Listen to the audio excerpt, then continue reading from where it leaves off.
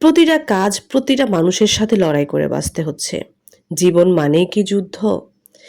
জীবন মানে যুদ্ধ, যেখানে পরাজয়ও শেখায় নতুন কৌশল। এ কেমন জীবন? ভাঙা মন নিয়েও দাঁড়িয়ে থাকতে হয় শক্ত সৈনিকের মতো। কত যে স্বপ্ন ভাঙে, আশা ভাঙে, তবু লড়াই চলতেই থাকে। একবার যদি পিছিয়ে যাই, সময় কাউকেই আর দ্বিতীয়বার সুযোগ দেয় না। কখনো কখনো দেখা যায় নিজের ছায়ার সাথেও লড়াই করতে হয়। জীবন, এইটাই জীবন। জীবন মানেই যুদ্ধ। হ্যালো এভরিওয়ান, আসসালামু আলাইকুম। কেমন আছেন সবাইকে? কোথা থেকে আমার ভিডিওটা দেখছেন অবশ্যই জানাবেন। আসলেই তাই, জীবন মানে যুদ্ধ।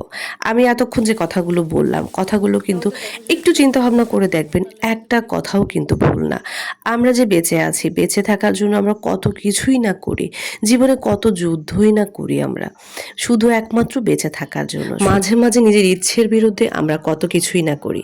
এই জীবন যুদ্ধে টিকে থাকতে আমাদের ইচ্ছের বিরুদ্ধে অনেক কিছু করতে হয়। এই যে সকালবেলা উঠেই ঘুম থেকে উঠে ফ্রেশ হয়ে বাজারে যাওয়া, বাজার করা, সবসময় কিন্তু ভালো লাগে না। মন মানসিকতা ভালো থাকে না, শরীর ভালো থাকে না। তারপরও জীবনে টিকে থাকার জন্য, জীবনের সাথে যুদ্ধের জন্য অনেক কিছুই করতে হয় নিজের মনের বিরুদ্ধে এসে। এই যে সকাল, সকাল অনেক কিছু বাজার করে নিয়ে আসা হয়েছে। তো আমি এখন থেকে যদি সবকিছু গুছিয়ে না রাখি, পরবর্তীতে কিন্তু আমি গুছাতে পারবো না। সামনে ঈদ চলে আসছে। তো আমি একা হাতে এতগুলো জিনিস একা হাতে গুছাতে পারবো না। খালাদের আমার খুব প্রয়োজন। আর ঈদের মধ্যে খালাদের পাওয়া যায় না।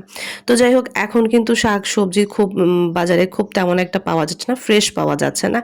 যাই পাওয়া যাচ্ছে সবকিছু থেকে অল্প, অল্প করে টুকিটাকি সবজি, মাছ, মাংস যেটাই লাগছিল সবকিছুই কিন্তু হালকা পাতলা করে কিনে নিয়ে আসা হয়েছে। কারণ হচ্ছে ফ্রিজেরও একটা ব্যাপার থাকে। আর ফ্রিজে বেশি দিন জিনিসপত্র থাকলে খেতেও ভালো লাগে না। তারপর এখন যেহেতু ঈদ চলেই আসছে আর খুব একটা সময় নেই। তো আমি এখন থেকে একটু, একটু করে সবকিছু গুছিয়ে রাখছি। খালাদেরকে দিয়ে সবকিছু ঠিকঠাক করে ধুয়ে ফ্রেশ করে রাখবো।